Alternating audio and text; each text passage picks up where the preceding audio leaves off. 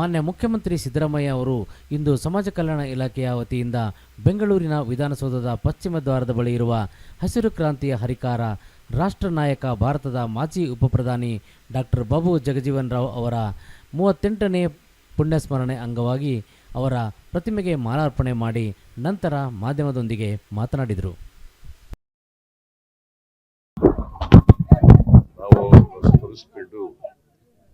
ಅವರಿಗೆ ಸರ್ಕಾರದ ವತಿಯಿಂದ 7 ಕೋಟಿ ಕನ್ನಡಿಗರ ವತಿಯಿಂದ ಹೃದಯಪೂರ್ವಕವಾದಂಥ ಅವರಿಗೆ ಮಾಲಾರ್ಪಣೆ ಮಾಡಿದ್ದಾರೆ.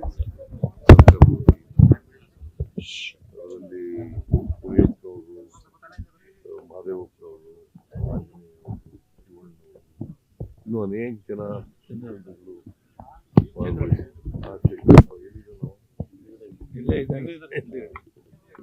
ಭಾಗವಹಿಸಿದ್ದಾರೆ. ಬಹಳ ಜನ ಸಂಘ ಸಂಸ್ಥೆಗಳೆಲ್ಲ ಭಾಗವಹಿಸಿದ್ದಾರೆ. ಅಧಿಕಾರಿಗಳು ಇವರು ಅಪರೂಪದ ನಾಯಕರು, ರಾಷ್ಟ್ರ ಕಟ್ಟಿದ ಅಪರೂಪದ. ಯಾಕಂತಂದ್ರೆ ಸ್ವತಂತ್ರ ಭಾರತದಲ್ಲಿ ಇವತ್ತು ಆಧುನಿಕ ಭಾರತ ಆಗಿರ್ಬೇಕಾದ್ರೆ ಇವರು ಪಾತ್ರನೂ ಕೂಡ ಬಹಳ. ಇವರು ಕೇಂದ್ರದಲ್ಲಿ ಅನೇಕ ಖಾತೆಗಳನ್ನು ನಿಭಾಯಿಸಿ ಉತ್ತಮವಾದಂಥ ಆಡಳಿತಗಾರರಾಗಿ, ಒಳ್ಳೆಯ ಆಡಳಿತಗಾರರಾಗಿ, ಮತ್ತೆ ಹಸಿರು ಕ್ರಾಂತಿಯ ನಮ್ಮ ದೇಶದಲ್ಲಿ ಆಹಾರದ ಕೊರತೆ ಇತ್ತು. ನಾವಿನ್ನೂ ಸ್ವಾವಲಂಬನೆಯನ್ನು ಮಾಡಿರಲಿಲ್ಲ. ಬಾಬು ಜಗಜೀವನ್ ರಾವ್ ಅವರು ಕೃಷಿ ಸಚಿವರಾಗಿ, ರಕ್ಷಣಾ ಸಚಿವರಾಗಿ ಮತ್ತು ಇನ್ನಿತರ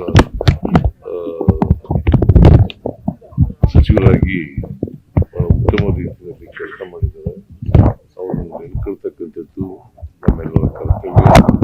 ಅವರು ನಮಗೆಲ್ಲರಿಗೂ ಸ್ಫೂರ್ತಿ, ಉತ್ತಮ ಆಡಳಿತ ಕೊಡಲಿಕ್ಕೆ ಅಂತಕ್ಕಂಥ ಮಾತುಗಳನ್ನ ಸಂದರ್ಭದಲ್ಲಿ ಹೇಳಲಿಕ್ಕೆ ಬಯಸ್ತಾ ಇದ್ದಾರೆ. ಅವರು ಒಬ್ಬ ಈ ದಲಿತರು, ಹಿಂದುಳಿದವರು, ಅಲ್ಪಸಂಖ್ಯಾತರು, ಕಾರ್ಮಿಕರು ಇವರ ನಾಯಕರಾಗಿದ್ದರು. ಇವರಿಗೆ ಬಹಳಷ್ಟು ಇವರನ್ನ ಸಾಮಾಜಿಕ ನ್ಯಾಯ ಕೊಡಲಿಕ್ಕೆ ಬಹಳಷ್ಟು ಪ್ರಯತ್ನ ಮಾಡಿದ್ರು.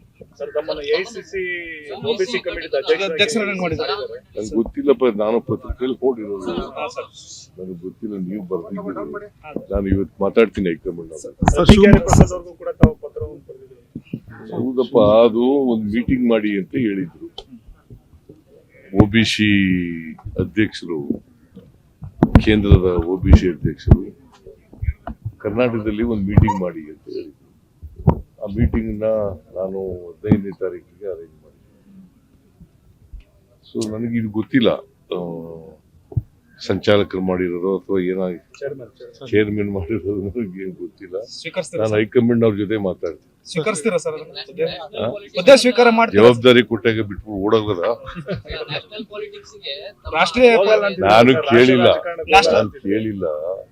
ಅವರೇ ಗೊತ್ತಿಲ್ಲ ನನಗೆ. ಅವ್ರು ಅನೌನ್ಸ್ ಮಾಡಿದ್ದಾರೆ, ನಾನು ಅವ್ರ ಜೊತೆ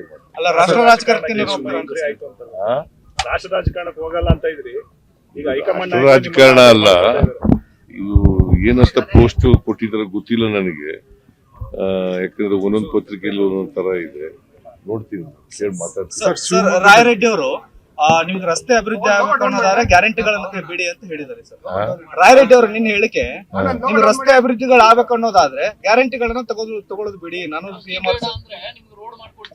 ಗ್ಯಾರಂಟಿ ಯೋಜನೆಗಳನ್ನ ಬದಲಾವಣೆ ಮಾಡೋ ಪ್ರಶ್ನೆನೇ ಇಲ್ಲ. ಗ್ಯಾರಂಟಿ ಯೋಜನೆಗಳು ಬಡವರು ಕಾರ್ಯಕ್ರಮಗಳು, ಎಲ್ಲಾ ಜಾತಿ ಬಡವರು ಮಾಡ್ತಕ್ಕಂಥ ಕಾರ್ಯಕ್ರಮಗಳು. ಅವು ಆರ್ಥಿಕ ಸಾಮಾಜಿಕ ಶಕ್ತಿಯನ್ನು ತುಂಬತಕ್ಕಂಥ ಕಾರ್ಯಕ್ರಮಗಳು. ಅವನ್ನ ಮಾಡೋ ಪ್ರಶ್ನೆನೇ ಇಲ್ಲ. ನಾವು ಈ ಸಾರಿ ಪ್ರತಿ MLAಗೆ ರಸ್ತೆಗಳಿಗೆ, ಬ್ರಿಡ್ಜ್ಗಳು ಮಾಡಲಿಕ್ಕೆ, ಗ್ರಾಮೀಣ ರಸ್ತೆಗಳು ಮಾಡಲಿಕ್ಕೆ ಅವ್ರು ಸ್ವಲ್ಪ ಹಣ ಕೊಡ್ತಾ ಇದ್ದೀವಿ. ಎಲ್ಲ MLAಗಳಿಗೂ ಕೊಡ್ತಾ ಇದ್ದೀವಿ, BJP MLAಗಳಿಗೂ ಕೊಡ್ತಾ ಇದ್ದೀವಿ, JDS MLAಗಳಿಗೂ ಕೂಡ ಕೊಡ್ತಾ ಇದ್ದೀವಿ. ಶಿವಮೊಗ್ಗದಲ್ಲಿ ಕೋಮುಗಲಭೆ ಆಗಿದೆ, ನೋಡಿಲ್ಲ, ನಂಗೆ ಗೊತ್ತಿಲ್ಲ, ಕೇಳ್ತೀನಿ.